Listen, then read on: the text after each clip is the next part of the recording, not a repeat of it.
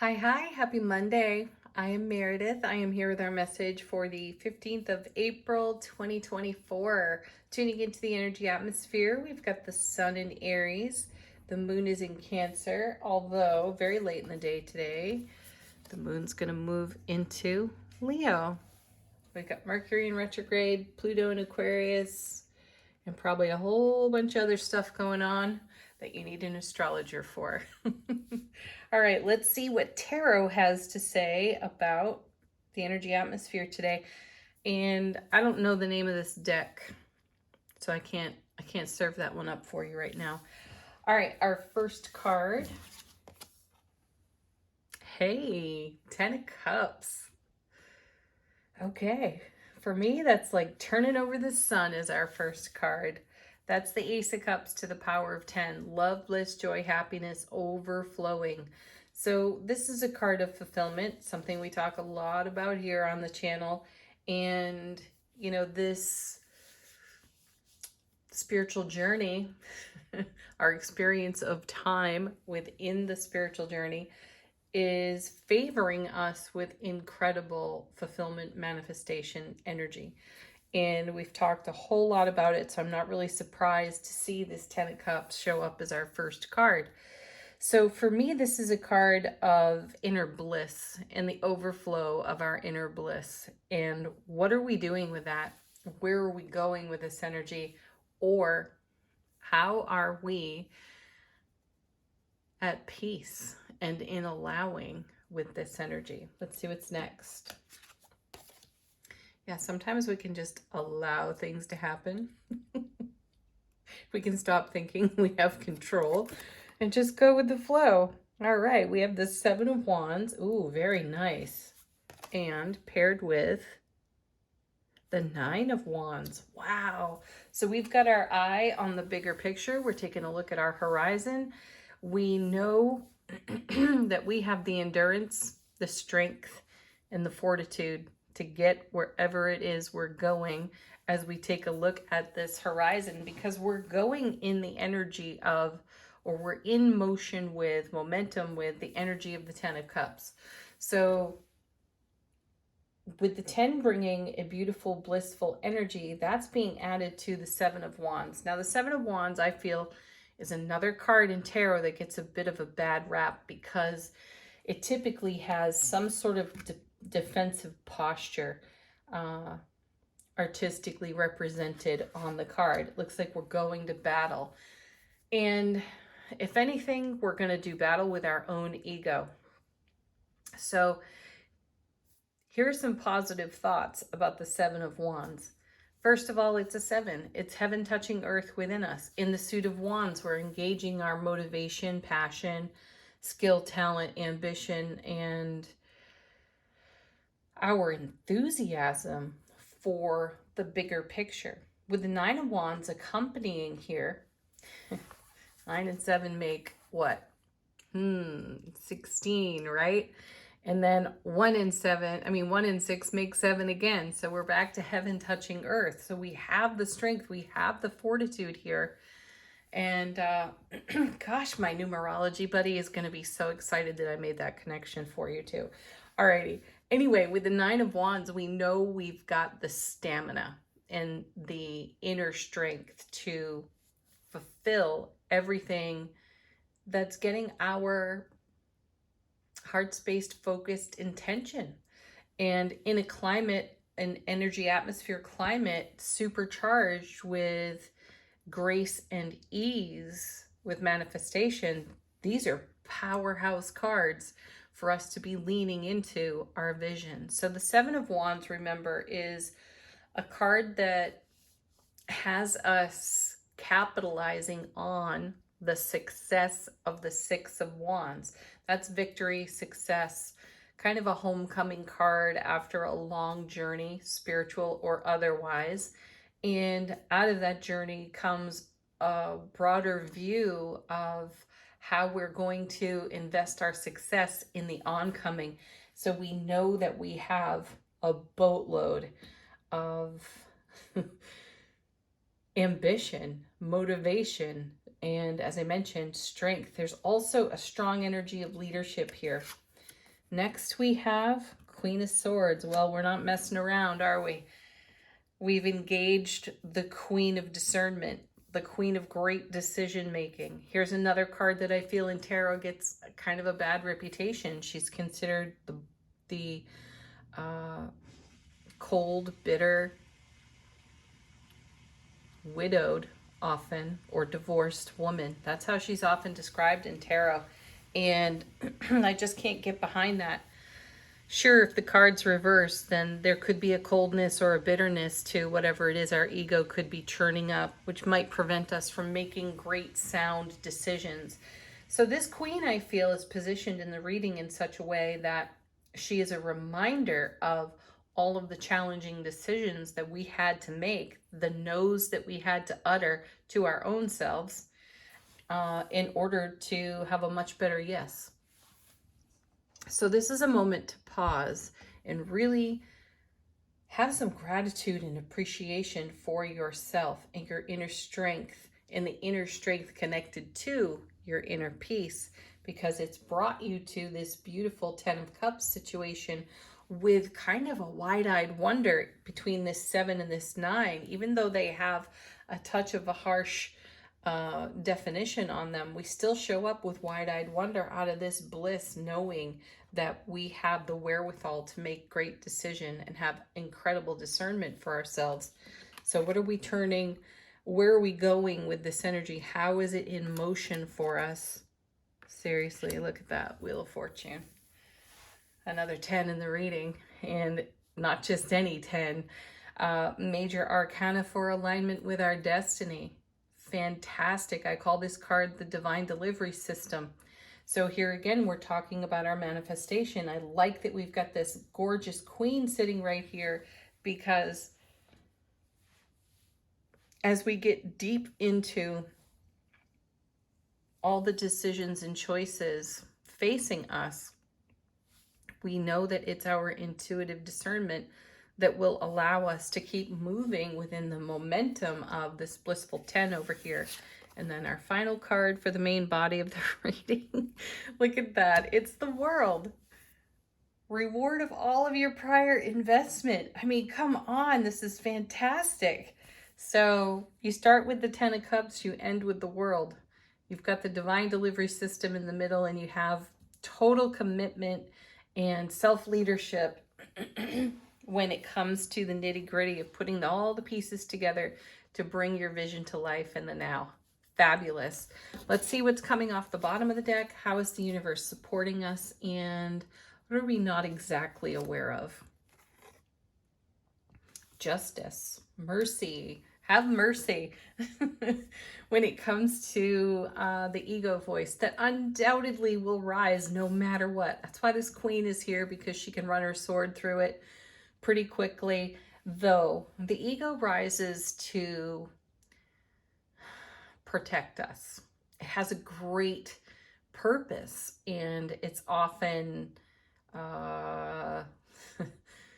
an introduction to a little bit of chaos, because we end up in a personal tug of war between what we want to do and what we think we should do, or how it should be done. So be merciful with your ego voice. Give it some validation, have some compassion, and then discern for yourself. Is the ego advice wise, or is it overprotective right now? And you'll know the difference, and you know exactly what to take action on. And then we have 5 of Pentacles. Ooh, I feel like a new story is showing up with these 2 cards. 5 of Pentacles is a bit of a challenge card, as all 5s are, which is perfect. We can handle challenge. 5s give us an opportunity to make change, especially when old energies present themselves. So this message here with justice, encouraging us to be compassionate, bring unconditional love to the ego voice or old programmed thought patterns, and release those in a merciful way. This 5 of Coins has us focused on how we've left ourselves out in the cold. So let's revisit the main body of the reading here. We start with the 10 of Cups, and we know that we have the strength, the determination, motivation, all the skill and talent. For the 7 and 9 of Wands, which really gives us an opportunity for heaven to touch earth on our foundation within us and our heart space, which is all backed up by the Wheel of Fortune over here. So everything's going great. All the energy is moving in a very harmonious way. So then we see this Five of Pentacles sitting next to Justice. So we're going to take a look at, or be reminded of in some way. So I'm glad the Queen's here, Queen of Swords. We're going to be reminded of, or take a look at, the way we've shortchanged ourselves and left ourselves out in the cold. So when it comes to co-creating your foundation with the Divine All, and you're seeing the main body of the reading in full support and, you know, an overflow of bliss in that direction, why then are we seeing Justice next to the Five of Coins? Because some old business, some old story is going to get turned over for us, and that will bring up perhaps some ego doubt that we have to deal with. And the reminder here is to lead with your heart, not your ego or the old story. So that's one way that we could potentially be challenged to balance our own scales. Next card. Now the Ace of Swords. See, brilliant clarity, everlasting strength. We're coming back again to our everlasting strength. And we have another incredible sword sitting here. So we're going to have a clear vision. We're going to have a clear knowing and awareness of how we could potentially shortchange ourselves based on old behavior, prior outcomes, right? And we're being encouraged to spread the bliss around here off this overflowing 10 of Cups and put this old business to rest so we don't shortchange ourselves.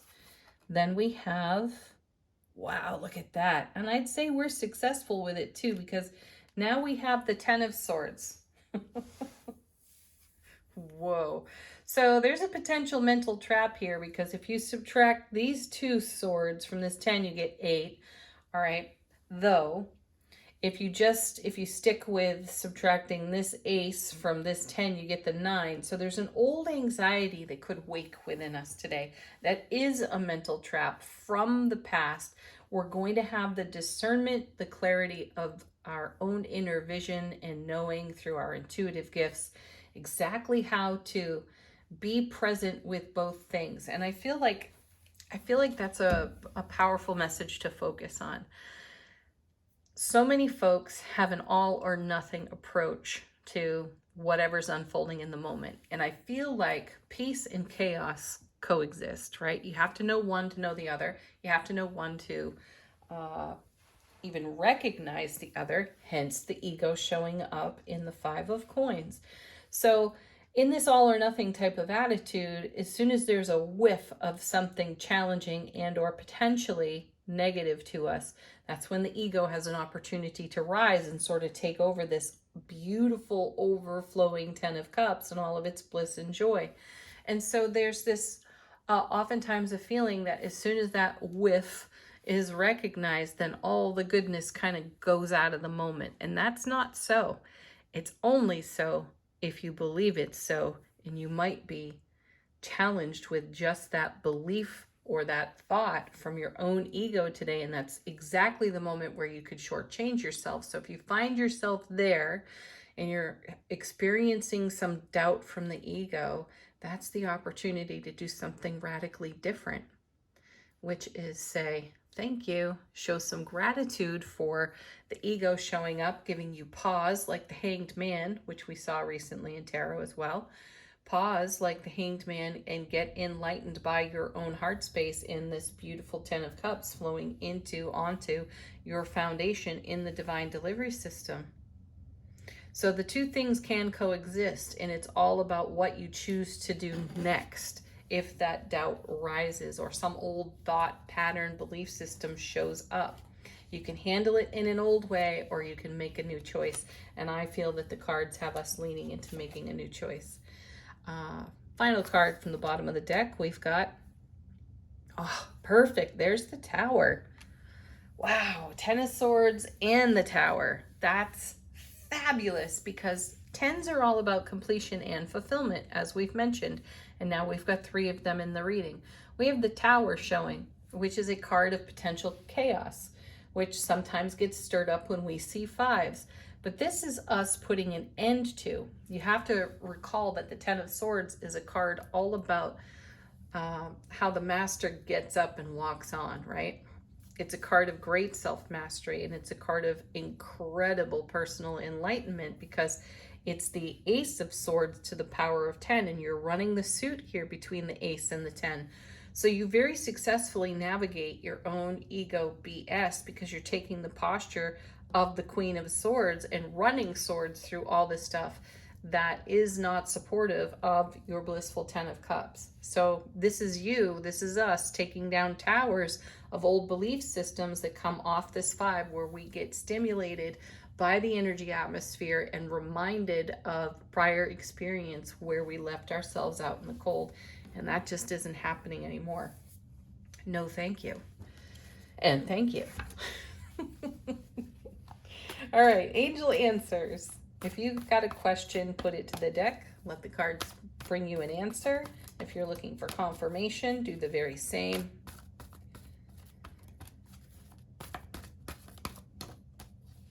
Oh, sweet. What a great card to see. It's one of our faves. It's one of our frequent flyers out of this deck, but big happy changes. And that's what's going on here. That's what this tower is a reminder of. So even though you're seeing 10 of Swords sit right next to the tower, this is an opportunity to celebrate, because it's your happy that makes the big change. And if this 5 of Coins is an unbalanced scale in your world, and this is a thought or a doubt you return to on repeat, it interrupts the bliss flow for you, doesn't it? Though with the tower showing and the energy of self-mastery showing up in this beautiful 10 of Swords, you have everything you could possibly need to take leadership over how you respond to whatever is unwinding, unfolding, or old towers that you're tearing down. You can think about them differently. Okay. 2 cards. Another one of my favorites, trust. Trust yourself and your decision-making ability. Hence the Queen showing up in this reading. And then don't stop. Don't quit on yourself now. Just because there might be an opportunity to pause in the action and reflect on prior experience and prior outcome is not a stopping point. It's a garner your gains, gather yourself, take a deep breath, and plow forward. One more card. Nice. Peaceful resolution. Yes, and it all starts with that beautiful, blissful 10 of Cups. All right, final word on the reading for today from the gorgeous Soul Power deck. It's kind of a card slipping out here.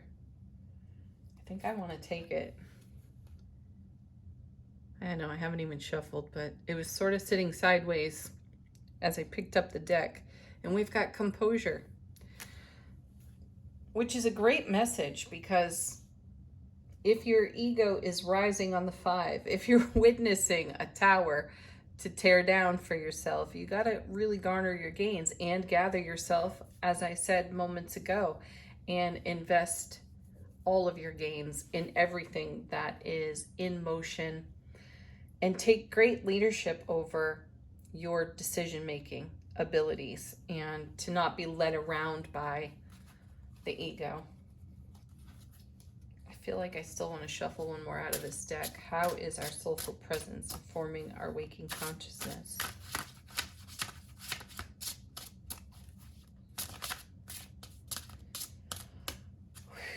Gosh, the energy that comes off this deck is whoa. Okay, here we go.